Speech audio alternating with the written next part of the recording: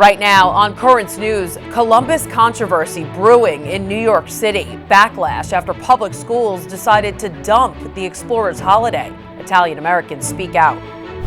Then to the crisis in India worsening every day. The big question, why now, more than a year into the pandemic? And banned again, Facebook upholds its block of President Trump, but will they ban him indefinitely?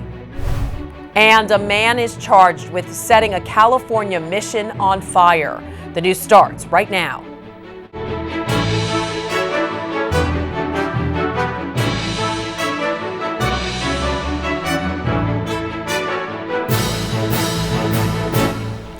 Good evening, I'm Christine Persichetti. Italian Americans are responding to the New York City Department of Education's decision to cancel the Columbus Day holiday.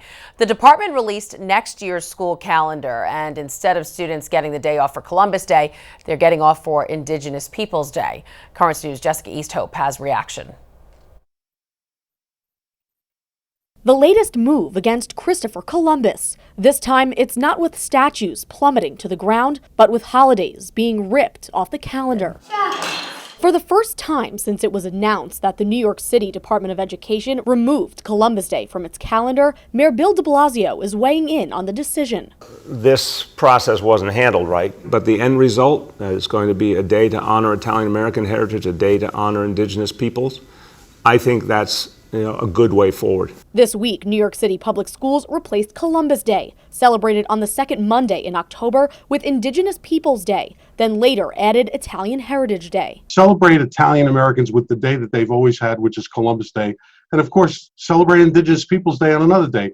Why dilute them both by putting them together? It's really now a double insult.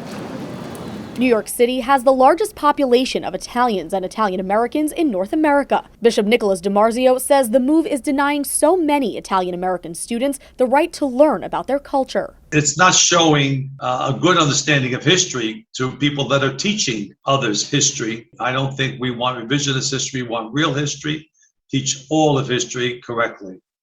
Those who oppose the decision say it's not just an attack on Italian American history, but a cornerstone of culture, the Catholic faith. This is an attack also on all of the precepts of our background, including our faith. To go after Columbus and to destroy our history and our heritage is an attack on our faith. I hope that all Catholics support Columbus because he does represent our community, our religion. Bishop DiMarzio says Columbus wanted to share Catholic teaching across the globe. He was a third order Franciscan. He led his men in prayer on the boats each day.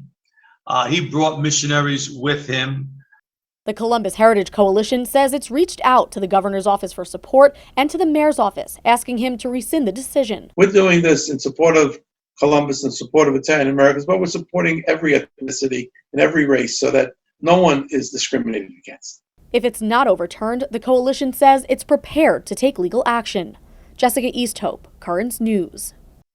Many are asking what could be next on the Columbus chopping block, but the famed statue standing tall in New York City isn't going anywhere. The Columbus Circle Monument is protected under preservation laws on the state and national levels. In the past, New York's Governor Andrew Cuomo insisted the statue stay right where it is in Columbus Circle, pointing to its importance in the Italian American community. New York Governor Andrew Cuomo is opening up more of New York City. The Great White Way will light up once again on September 14th. The Yankees and Mets can lift capacity limits for vaccinated fans. You can also get a vaccine at the game, which will get you a free ticket for a future game. The news comes as Governor Cuomo announced on Monday that most pandemic-era restrictions will be lifted starting on May 19th. The governor also signing a measure that extends a moratorium on evictions through August 31st. The protections for tenants and small landlords originally ended May 1st. Tenants will have to file a hardship declaration to get the pause, stating that they were unable to pay rent due to the pandemic. This comes as a federal judge in Washington says the CDC doesn't have the authority to issue eviction moratoriums. Their pause was scheduled to end on June 30th. It's unclear what the result of that decision will be. Facebook has extended its ban on former President Trump. He was suspended from the social network after the January 6th insurrection at the Capitol. They'll review the ban within the next 6 months, leaving a big decision for CEO Mark Zuckerberg. Karen Kaifa has the details from Washington. An independent advisory board says Facebook can keep former President Trump off its platforms for now. Facebook's initial suspension of President Trump was correct. That's very clear. But also we're saying that an indefinite ban was not acceptable. The 20-member panel also instructing the social media giant to complete a review of the decision within 6 months. Facebook suspended then-President Trump after the January 6th insurrection at the Capitol, as did Twitter and YouTube. The review puts the final call on CEO Mark Zuckerberg, emblematic of a broader debate for big tech. The questions of how do you hold political leaders accountable for the speech that they are having, and what should the role be of lawmakers, civil society, and academia in helping to make those decisions and find what the new social norms and laws should be. Watched by users outside the U.S. too. This is about their world leaders too, and this is about issues that really matter to them. Trump said of Facebook's decision, what Facebook, Twitter, and Google have done is a total disgrace and an embarrassment to our country. He also endorsed New York Congresswoman Elise Stefanik to replace Liz Cheney in the House GOP leadership's number 3 spot, amid Cheney's vocal pushback on his false claims of 2020 election fraud. Another example of his influence on the Republican Party, even without social media megaphones. In Washington, Karen Kaifa, Currents News. Derrick Chauvin's lawyer is requesting a new trial 2 weeks after the former Minneapolis police officer was convicted of killing George Floyd. The motion comes after a photo surfaced online of one of the jurors, Brandon Mitchell, wearing a shirt that read, "Get your knee off our necks," at a march in Washington last year. Chauvin's defense is calling it jury misconduct, as Mitchell said he never attended protests over police brutality during jury selection. However, the juror says the march was a voter registration drive, not a protest. It was huge to get people getting voter turnout. So being a part of that and being able to attend, the same location where Martin Luther King gave his speech was a historic moment. Either way, I was going to D.C. for this event, even if George Floyd was still alive. Chauvin's lawyer also said the court abused its discretion in not granting a change of venue or sequestering the jury. No word when the judge will respond to the motion for a new trial. Also tonight, India on the brink. Oxygen supplies are running low. The hospitals are all overcrowded. They don't have ICU beds.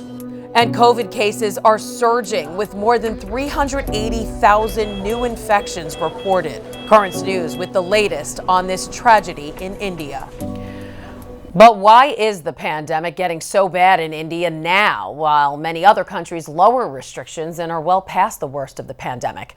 Currents News' Emily Druby spoke with priests in the diocese who are worried about family members in India. Outside of hospitals, patients struggle to get in. Inside, they struggle to breathe. The COVID-19 outbreak in India is devastating. These are really painful stories. Father Peter Punali serves at St. Patrick's in Bay Ridge, but is from the Diocese of Raigada in India. He's lost 2 close friends and has heard horrible stories, including from his nephew, who is a priest. A priest friend of his, father, mother, brother, and sister-in-law all died within, I think, a few days. Over in Belrose, Queens, Father Johnson Nedugadin has also been monitoring the situation. The situation is really out of control. His 2 parents are in their 80s and quarantined. They can't get their second shot. Right now, vaccine is not available for the second shot. They have to wait. In February, it seemed cases were under control. So how did this happen? There's a lot of factors. One expert say people were underprepared because they didn't see it coming. First is the fact that I think people became extremely complacent and stopped following the COVID guidelines. More were unsafely gathered together at big events. When the cases were coming down, people took it a little lightly. They were not following the protocol. There were election campaignings going on in different states for state elections, and there was also a humongous gathering of Hindu festival goers, what is known as Kumbh Mela. Even with the spike, festivals and election rallies continued this week. A slow response by the central government and slow vaccine rollout also being blamed, along with a false sense of herd immunity. The emergence of certain more contagious variants on the Indian subcontinent. So what is next? Here in the Diocese of Brooklyn, people are leaning on prayer. And Jesus says in St. John's Gospel, chapter 14, that do not let your hearts be troubled. Have faith in God. Have faith also in me. If trends continue, experts say deaths will double by mid-June. The spike could have a global impact. In Brooklyn, Emily Druby, Currents News. And coming up on Currents News, we talk to the New York leader of one humanitarian organization who is stepping up to help India. That is still ahead in this newscast. At least 30 people in India were arrested after a religious festival turned into a huge crowd. A large crowd of women carried water to a temple, fulfilling a religious belief that all problems could be solved, hoping it would bring them relief from COVID-19. Many people were not wearing masks. Police made the arrests after the procession for violations of government-issued orders related to coronavirus. Some hospitals have taken matters into their own hands to curb oxygen shortages. 2 hospitals in the capital, New Delhi, have installed oxygen plants on site. India's health ministry says 5 other oxygen plants were to be installed at different hospitals there. They were paid for by the Prime Minister's Relief Fund, which collects voluntary contributions to help those affected. Money from the fund has been allocated to install 500 oxygen plants over the next 3 months. The Catholic Church in India is putting all its resources at the government's disposal to help, but Cardinal Oswald Gracias of the Archdiocese of Bombay says it's still not enough. But the church is small. We cannot reach out to although we've got a network which covers all the country, we cannot reach everybody. And that really is an anxiety for us, really a big anxiety. But we try to do our best. The country's Catholic bishops are inviting all Christians in India to observe a day of prayer and fasting this Friday, May 7th. The Catholic Near East Welfare Association is launching an emergency campaign to help India. The funds will help the Vatican agencies partners in the country distribute PPE, medical care, food packets, and vaccines. To donate, go to cnewa.org/India or call 800-442-6392. There's a lot more news headed your way. More on the pandemic surge in India as we speak with a woman whose organization is working to get supplies to the country. Plus, a California mission set on fire. Now police have the man they suspect started the flames. And the startling trend that's seeing France lose a religious building every 2 weeks. There are now some big changes to the tablet website. You can get personalized access to the Catholic news you value. Sign up for free at thetablet.org.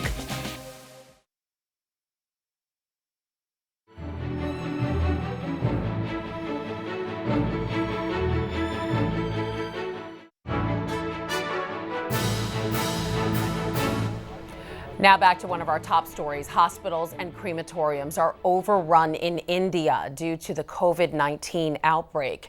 Help has been pouring in from all over the world. One humanitarian organization with a chapter right here in New York is stepping up with donations of oxygen tanks and PPE as we speak. Manpreet Kaur, director and New York lead for Khalsa Aid, joins us now. And Manpreet, first talk about why the situation in India is so bad now. It seems they're experiencing what every other country experienced months ago. So I think that the situation that people need to remember with India is that social distancing is a privilege. There are a lot of people that are essentially, you walk down the street, you're very unlikely to be able to social distance with 6 foot. You're living in closed, confined areas. So that aspect is very difficult to kind of maintain. There was a very strict lockdown right at the start of COVID, and that impacted the day laborers, the domestic home helps very, very significantly, and it was pretty drastic. Then the lockdown was lifted very quickly. The other thing to remember is that India is in the middle of an election cycle, and there are religious events that are going on. So these events are essentially thousands of people are attending these, and that is essentially part of that issue. And then you add onto that the hospital healthcare system, and the infrastructure just is not set up to deal with this sort of situation. And that's, a coming together of all these different things have just created the issue that we're seeing right now. So our Emily Drewby reported on this a little bit earlier in the newscast, that these mass gatherings are going on. Why haven't they been stopped? I think there's a lot of dynamics going on right now with, there are religious events. India is a very religious country. Right now, we're in that space of having those events. The other aspect is, as I said, that the administration has put out a message that COVID was cured with the first. It was the first time round. It wasn't that significant in India. So there's a lot of that message going around that it's been cured. It's not an issue. And so the events have just carried on. So why do you think it's taking so long for relief shipments to get delivered to India? I think there's a lot of logistics that are involved. We have approximately 500 concentrators in New York ready to ship. And it's really just finding the space on the airlines to get them over there. Wow. So what is still needed, and what can people at home do to help? I think there's a lot of things needed. So right now it's the oxygen, it's the PPE, but in the long term, there are going to be long-term projects and long-term assistance. We're also assisting, people are passing away, and people are passing away within one family. So you have to consider the fact that there are going to be individuals that have nobody to carry out their cremation. So that's part of something that we're assisting with. You will have the long-term impact of all of these people passing away and the impact of their children, their families. There are those long-term projects, makeshift hospitals that we're setting up. It's a dire situation, and I think people at home, first and foremost, prayers. I think just offering your prayers and your thoughts to them, I think that goes a long way. Communicating and sending that message out so that everyone understands what's going on. And trying to, and I know people always ask about donations. It's really important that if donations are being made, that those are made to reputable organizations, and we don't have, anything kind of. And the other aspect to think about is, if people are thinking about sending items over, really do your research about what works in India and what doesn't work. All right, we're certainly sending our prayers to India. Manpreet Kaur, Director and New York Lead for Khalsa Aid, thanks for joining us. Thank you. If you'd like to donate to the COVID-19 relief in India, head on over to khalsaaid.org/donate. Catholic leaders in Mexico are praying for victims of the deadly metro crash. The death toll is up to 25 after the overpass collapsed Monday night. The work to remove debris continues, and rescuers warn there could be more people trapped. A bishop is asking priests in the area to provide spiritual support to the injured. Mexico's president says a thorough investigation will be carried out, and whoever is responsible will be punished. It was a touching moment for one family as they reunited for the first time in 3 years after being separated by the former administration's zero-tolerance policy.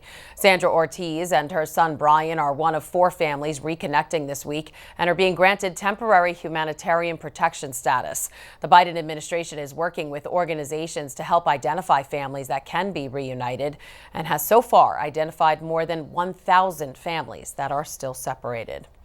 The Department of Homeland Security is reporting an increase in border encounters for the month of April, saying Customs and Border Protection encountered about 6,000 people per day at the southern border. That's an increase from the previous month, when officials say the daily average was just over 5,500. Police have arrested a man in connection to a massive fire at the San Gabriel mission in California last summer. The flames severely damaged the roof and interior of the almost 250-year-old landmark. John David Corey, who has had a history of conflict with mission staff, is in custody for the crime. He's charged with 2 felony counts of arson of an inhabited structure, among other charges. So far, no word on a motive. Meantime, a historian in France is worried about the preservation of their religious monuments. The president of a religious heritage society there raising the alarm, saying a religious building disappears every 2 weeks because of demolition, transformation, destruction by fire, or collapse. The official believes that on average, more than 2 Christian monuments are attacked every day. Still to come on Currents News, how one artist is using his work to turn around a great tragedy and give back to his community. And Pope Francis has a message on prayer at his latest General Assembly. Do you have a story idea or want to share a tip? Email us at newstips@desalesmedia.org or call our 24-hour number, 718-517-3122. We'll be right back.